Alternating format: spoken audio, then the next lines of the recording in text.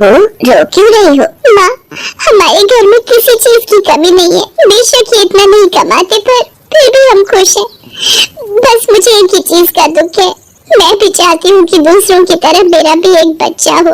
अरे बहू, तो चिंता मत कर, बस तू भगवान पर विश्वास रख। आखिरकार कुछ सालों बाद उनके घर एक सुंदर सा बेटा होता है। विनोद और लता अपने बेटे का नाम केशव रखते हैं। दोनों केशव को बहुत प्यार करते हैं, पर लता के लिए तो केशव उसकी जान से भी बढ़कर था। वो अपने बेटे की छोटी सी छोटी चीज का भी पूरा ध्यान रखती थी।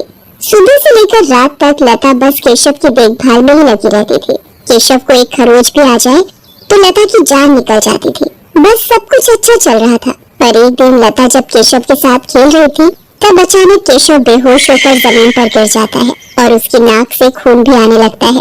केशव, मेरा बच्चा! हे भगवान, क्या हो गया मेरे बच्चे को? लता की चीख सुनकर विनोद और विनोद की माँ जल्दी से बाहर आ जाते हैं। ये क्या हुआ केशव को? हमें जल्दी से इसे हॉस्पिटल लेकर जाना होगा। जल्दी से विनोद और लता केशव को हॉस्पिटल लेकर जाते हैं। डॉक्टर केशव को एडमिट कर लेते हैं। हमें बच्चे के कुछ टेस्ट करने होंगे। ऐसा क्या हो गया मेरे बच्चे को? देखिए, वो तो टेस्ट के बाद ही पता चलेगा। आपको जो ठीक लगे आप वो करो डॉक्टर साहब, बस मेरे बच्चे को ठीक कर दो। आप परेशान मत हो, आपका बेटा बिल्कुल ठीक हो जाएगा। डॉक्टर केशव के कुछ टेस्ट करते हैं और रिपोर्ट आने पर पता चलता है कि केशव को ब्रेन ट्यूमर है। डॉक्टर विनोद और लता से बात करता है। आज केशव की रिपोर्ट्स आ गई हैं। आपको थोड़ी हिम्मत रखनी होगी। हिम्मत क्यों? क्या हुआ मेरे बच्चे को? देखिए, उसे ब्रेन ट्यूमर है, वो बिल्कुल ठीक हो जाएगा। बस उसका ऑपरेशन करना पड़ेगा। हे भगवान, मेरा केशव! आप जल्दी से ऑपरेशन कर दो डॉक्टर, बस मेरे बेटे को ठीक कर दो। वो बिल्कुल ठीक हो जाएगा। आप बस ऑपरेशन के लिए 10 लाख रुपए जमा करा दीजिए। 10 लाख? हमारे पास तो 50,000 रुपए भी नहीं है। आप जल्दी से पैसों का इंतजाम कर लीजिए, क्योंकि हमें ये ऑपरेशन जल्द से जल्द करना होगा। डॉक्टर केशव को डिस्चार्ज कर देते हैं। विनोद और लता केशव को घर ले जाते हैं। लता का रो रो कर बुरा हाल होता है। वो ना तो कुछ खाती है और ना ही पीती है, बस दिन भर केशव को देख देख कर रोती रहती है। एक रात लता को बहुत घबराहट हो रही होती है, इसलिए वो उठकर बाहर चली जाती है। बाहर बहुत अंधेरा होता है। लता ताजी हवा लेने के लिए थोड़ा आगे निकल जाती है। वो चलते चलते थोड़ा थक जाती है, इसलिए एक पीपल के पेड़ के नीचे बैठ जाती है। कुछ देर बाद उसे फिर से केशव का ख्याल आ जाता है और वो जोर जोर से रोने लगती है। हे भगवान, मैं क्या करूं? मेरा बच्चा, मैं मर जाऊंगी। मैं क्या करूं? जिस पीपल के पेड़ के नीचे लता बैठकर रो रही होती है, उस पेड़ पर एक चुड़ैल रहती है।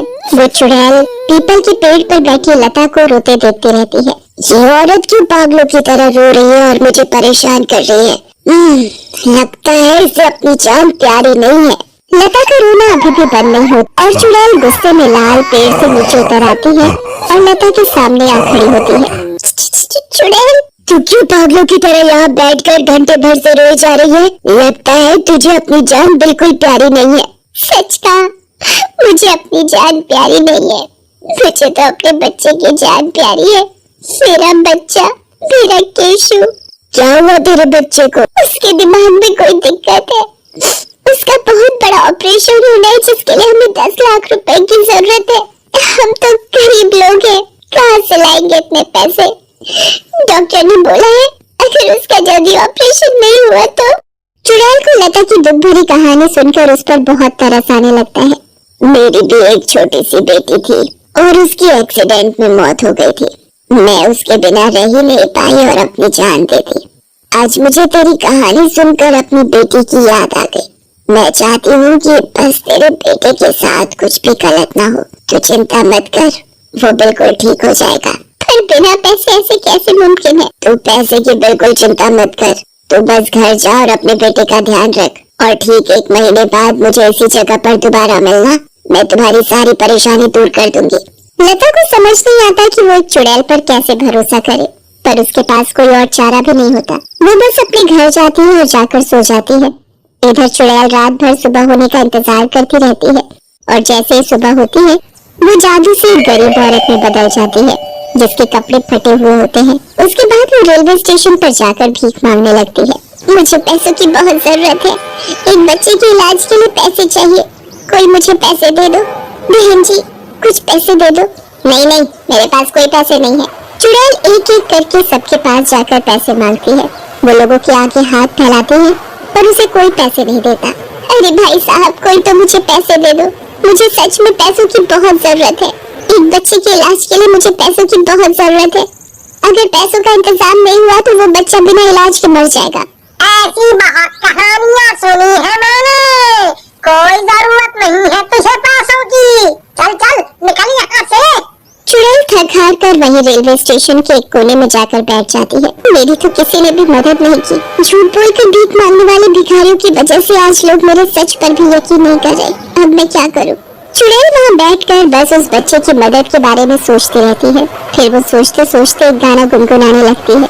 अरे वाह, ये औरत कितना अच्छा गाना गाए जा रही है। वो लड़की अपने पर्स से 50 रुपए निकाल कर उसको दे देती है। चुड़ैल बहुत खुश हो जाती है। तुम तो बहुत अच्छा गाना गाती हो, ये पैसे तुम्हारे गाने के लिए। अब चुड़ैल को समझ में आ जाता है कि अगर वो गाना गाए तो लोग शायद उसे पैसे देकर उसकी मदद कर देंगे। फिर वो गाना गाना शुरू करती है और एक एक करके सबके पास जाती है। लोगों को चुड़ैल की आवाज बहुत ही पसंद आती है। सब उसको पैसे देना शुरू करते हैं। अब चुड़ैल के पास धीरे धीरे इतने पैसे हो जाते हैं कि उसके दोनों हाथ भर जाते हैं। फिर वो अपनी साड़ी के पल्लू में पैसे इकट्ठे शुरू कर देती है। धीरे धीरे उसकी साड़ी का पल्लू भी पैसों से भर जाता है। चुड़ैल बहुत खुश होती है। रात होने लगती है इसलिए अब चुड़ैल पैसे लेकर वहाँ से चली जाती है। उसके बाद वो जिस पेड़ पर रहती है वहाँ जाकर पेड़ के नीचे बैठ जाती है और पैसे गिनने लगती है। अरे वाह, ये तो बहुत सारे पैसे हो गए, पर फिर भी ये इतने नहीं जिससे उस बेचारी औरत के बच्चे का इलाज हो पाए। मुझे भी बहुत सारे पैसे और जमा करने होंगे। कोई नहीं, मैं कल फिर सुबह जल्दी उठूंगी और फिर से रेलवे स्टेशन पर जाकर भीख मांगूंगी। अगले दिन वो चुड़ैल फिर से औरत का भेष बदलकर रेलवे स्टेशन पर जाती है और गाना गाकर भीख मांगती है। शाम को फिर वापस आकर पैसे गिनती है पर अभी भी पैसे पूरे नहीं हुए थे। वो रोज ऐसे भीख मांगती और पैसे गड्ढे में इकट्ठे करती रहती। आखिरकार 1 महीना पूरा हो जाता है और भीख मांग मांग कर वो पूरे पैसे जमा कर ही लेती है। आखिरकार मेरे पास पैसे पूरे हो ही गए। आज जब वो औरत आएगी तो ये पैसे देखकर बहुत खुश होगी। आधी रात का वक्त होता है। विनोद सो रहा होता है। लता को याद होता है कि आज उसे चुड़ैल के पास जाना है। वो चुपके से उठती है और उसी जगह पहुंच जाती है जहां वो चुड़ैल रहती है और उसी पेड़ के नीचे बैठकर चुड़ैल का इंतजार करती है। तभी चुड़ैल वहां आ जाती है। मैं कब से तुम्हारा इंतजार कर रही थी, आखिर तुम आ ही गई। हाँ, मुझे तो आना ही था। मेरे पास और कोई रास्ता भी तो नहीं था।